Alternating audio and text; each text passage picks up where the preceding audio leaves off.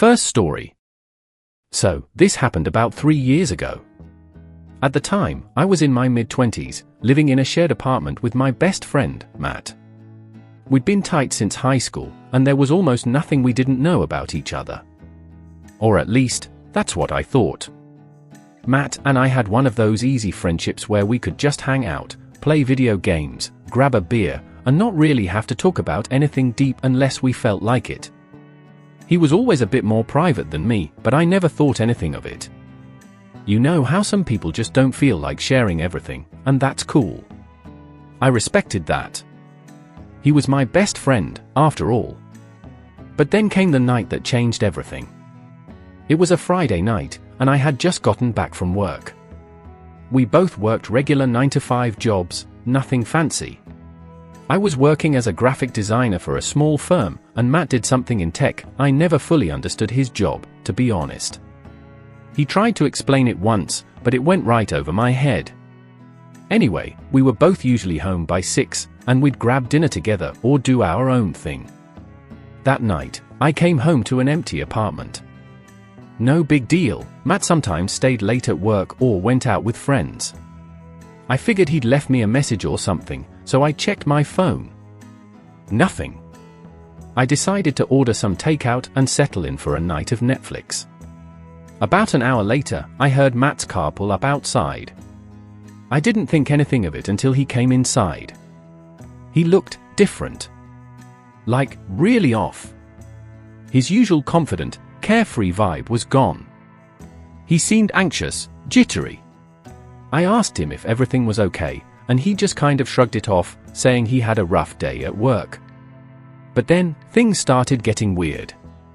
Matt disappeared into his room for the rest of the night, which wasn't totally unusual, but something about his behavior was bugging me. Around midnight, I heard him talking on the phone. At first, I thought he was just chatting with someone, but his voice was low, like he was trying to keep it down. I couldn't make out what he was saying, but there was definitely tension in his tone. I wasn't the kind of guy to eavesdrop, but this was different. I felt like something was really wrong. I knocked on his door and asked if everything was all right. He opened it just a crack, said, "Yeah, I'm fine. Just a work thing," and shut it quickly. That didn't sit right with me. Matt had never been this secretive before. The next day, I noticed he was avoiding me. We'd usually hang out at least for a bit on weekends, but he kept himself locked in his room or went out without saying much. I tried to brush it off, but by Sunday night, I couldn't shake the feeling that something was seriously off. Then came Monday. I had the day off, but Matt had to work. I was lounging around the apartment when I got a knock on the door. It was 2 guys in suits, the kind of guys you'd expect to see in a movie about the FBI or something. They asked for Matt. I told them he wasn't home and asked if everything was okay. They flashed some badges, though I didn't get a good look at them, and said they just needed to speak with him about something related to his job. At this point, I was freaking out inside. What kind of job did Matt have that would bring federal agents to our door? I tried calling Matt, but he didn't pick up. The rest of the day, I couldn't focus on anything. When Matt finally got home, I confronted him. "Dude, what's going on? Some guys came by looking for you. They said they were federal agents." Matt's face went pale. He didn't say anything for a moment, then sighed and sat down on the couch. "I need to tell you something," he said, rubbing his temples. "But you have to promise you won't freak out." I wasn't sure if I could keep that promise, but I nodded. What else was I supposed to do? Matt then proceeded to tell me something that completely shattered everything I thought I knew about him. He had been working as an independent contractor for some cybersecurity firm, but what he didn't tell anyone, not even me, was that he had been hacking. Not just regular hacking, though. He had been involved in something way over his head, something related to corporate espionage. At first, it was just small stuff, testing vulnerabilities, patching systems. But somehow, he had gotten tangled up with the wrong people, and now he was under investigation. The guys who showed up at our door? They were real. They weren't here to arrest him, not yet at least, but they were definitely keeping tabs on him. I didn't know what to say. My best friend had been living a double life, and I had no idea. He wasn't some criminal mastermind or anything, but he had definitely crossed a line. He told me he was planning to cooperate, to come clean and work with the authorities. But he was scared. And now I was scared too. Not just for him, but for me. I shared an apartment with him. If things went south, would I get caught up in it?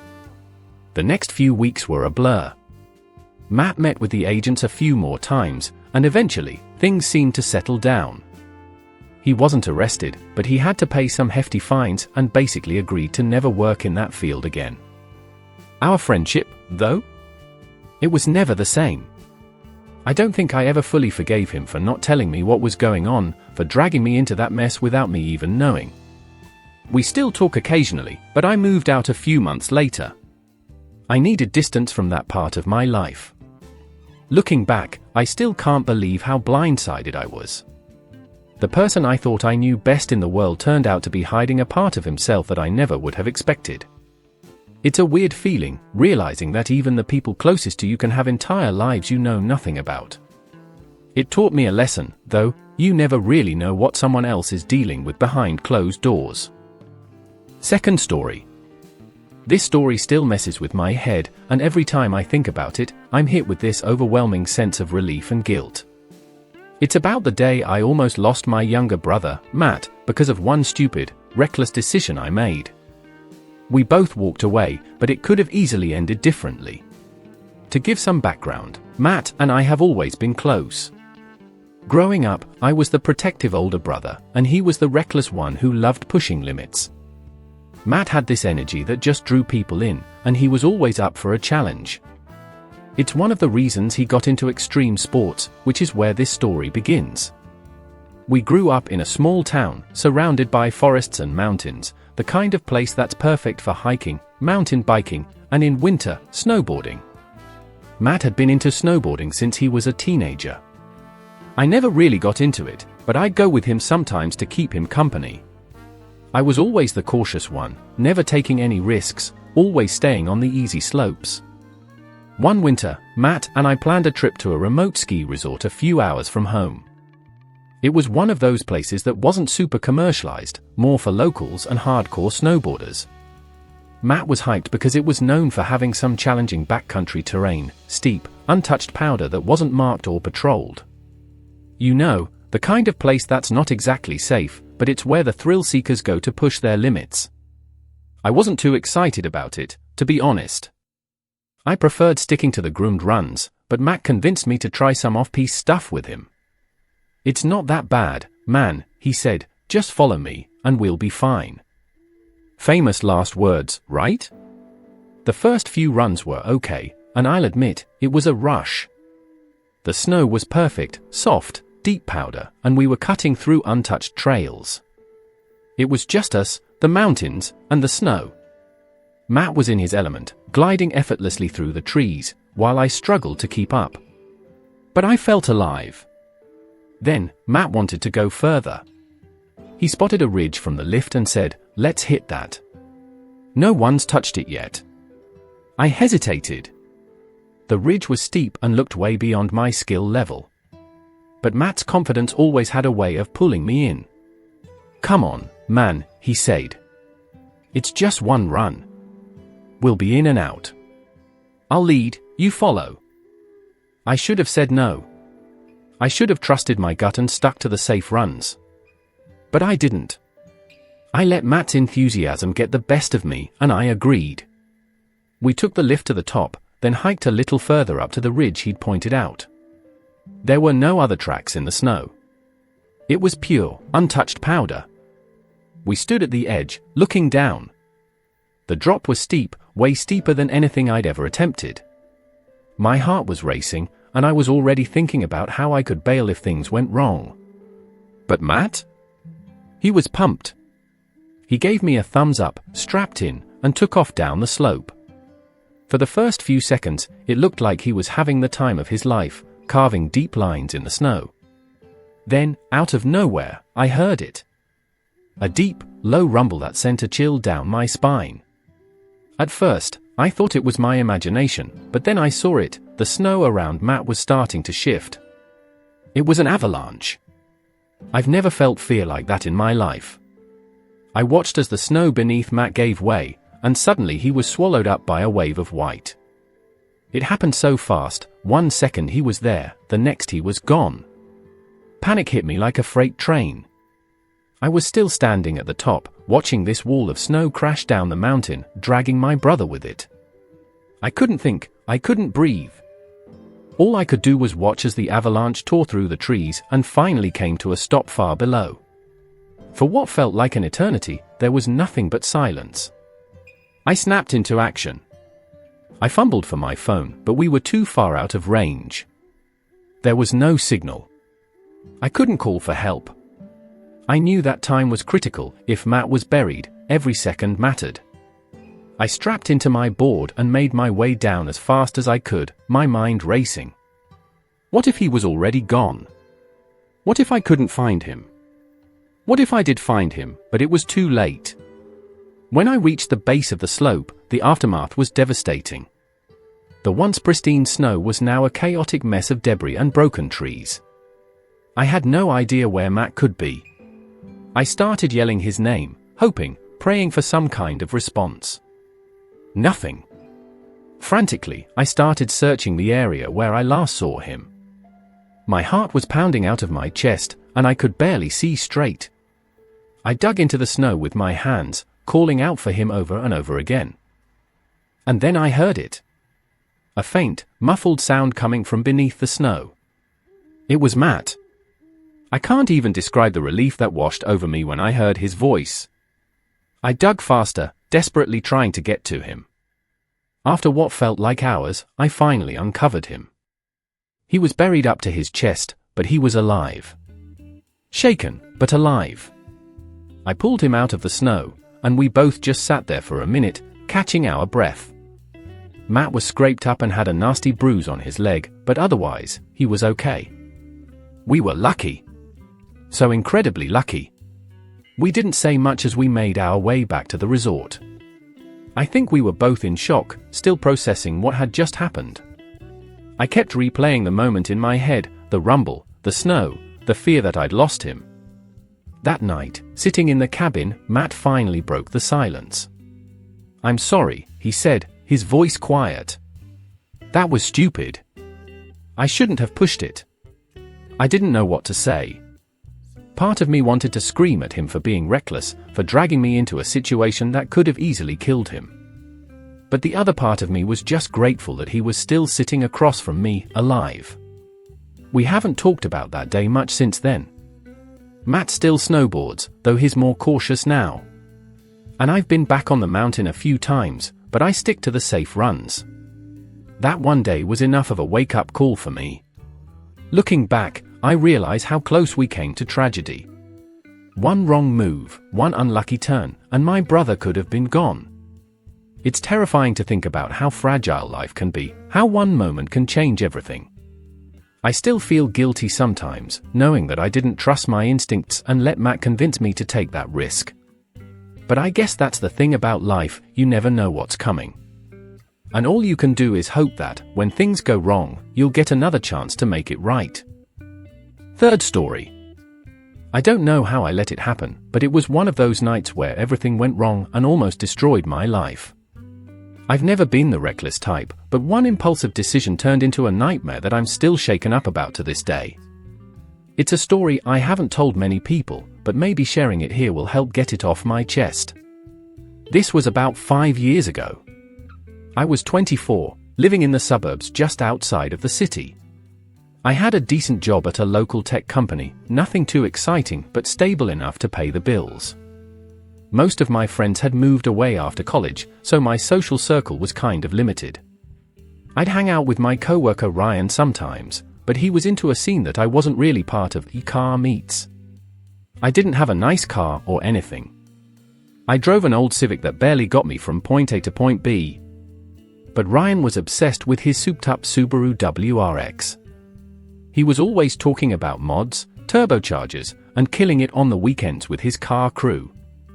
One Friday night, Ryan convinced me to tag along to one of these car meets. I wasn't really interested, but I had nothing else going on, and I figured it wouldn't hurt to check it out. He told me it was just a bunch of people hanging out in a parking lot, showing off their rides and talking cars. No harm, right? When we got there, it was exactly what I expected. Dozens of cars lined up in this old, abandoned lot off the highway. Guys standing around, some leaning on their hoods, talking about their engines, showing off neon underglows, and blasting music. It wasn't my scene, but everyone seemed chill, and I actually found myself getting a little into it. Some of the cars were insane: Lambos, Mustangs, even a couple of old-school muscle cars. Ryan introduced me to a few of his friends, and we just hung out, checking out the cars and grabbing burgers from a nearby food truck. Around midnight, though, things started to change. A group of guys started talking about hitting the road for some fun, and Ryan's eyes lit up. I knew what fun meant in this context. Street racing. I was immediately on edge. I wasn't into that. I had seen enough documentaries and read enough news stories to know how dangerous and illegal it was. But Ryan was hyped, and before I knew it, he was trying to convince me to ride with him. "Come on, man," he said, grinning like a kid on Christmas. "You gotta see what this baby can do." I hesitated. I could already feel the gut instinct telling me to bail, but Ryan kept pushing. "We're not doing anything crazy. Just a quick run, that's all. You'll be fine." Looking back, I should have said no. I should have found a way out of there and headed home. But I didn't. I guess part of me didn't want to look like a coward in front of all these people, and another part of me was curious about what all the hype was about. So I got in the passenger seat of Ryan's Subaru. That was my first mistake. We left the parking lot with a handful of other cars. It started out slow, just a group of cars cruising through the empty streets, but once we hit the highway, things escalated fast. The lead car, some black Camaro, took off, and suddenly everyone was gunning it, flying down the freeway like they had something to prove. The roar of the engines was deafening, and the speed. I've never felt anything like it. Ryan floored it, and we were right in the mix, darting in and out of lanes, weaving between cars like we were invincible. I was gripping the seat so hard my knuckles turned white. My heart was pounding in my chest, and every instinct I had was screaming that this was a bad idea. I looked over at Ryan, and he was grinning, loving every second of it. Then, it all went wrong. We were doing at least 120 miles per hour when the Camaro in front of us swerved to avoid a car up ahead. In that split second, everything went into slow motion. Ryan reacted too late, and instead of swerving in time, he slammed on the brakes. The back end of the Subaru fishtailed, and before I knew it, we were spinning out of control. The world outside the car blurred into a chaotic swirl of headlights and asphalt. I remember hearing the screeching of tires and metal grinding against metal. Then, there was this loud crash, and everything went black for a second. When I opened my eyes, we had slammed into the guardrail, and the car was wrecked. For a few moments, I was in shock. My ears were ringing, and I could smell something burning. I looked over at Ryan. He was conscious but dazed, blood running down from a cut on his forehead. My whole body hurt, but I didn't think I was seriously injured. I unbuckled my seatbelt and forced the door open. The car was smoking, and I knew we needed to get out, fast. Other cars flew by us, and I could see some of the other racers slowing down to check out what had happened, but no one stopped. They just kept going. I pulled Ryan out of the car, and we stumbled away from the wreck, my hands shaking uncontrollably. I kept thinking, this is it. This is how people die. In the distance, I could already hear sirens. Someone must have called the cops, and I knew we were in deep trouble.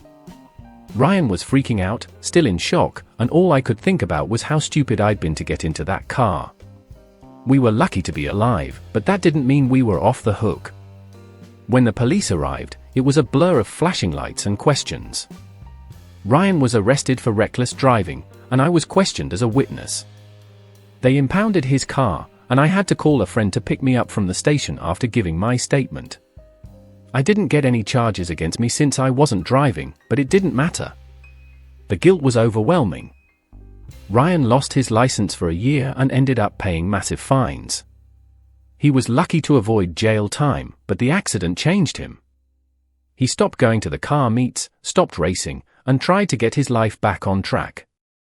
As for me, I couldn't shake the feeling that we had dodged a bullet. It took weeks for the fear and adrenaline to wear off, and even now, I can't believe how close we came to something much worse. That night taught me a hard lesson. Sometimes, one reckless decision is all it takes to ruin everything. I'm just grateful that we got a second chance, but I'll never forget how easily it could have gone the other way.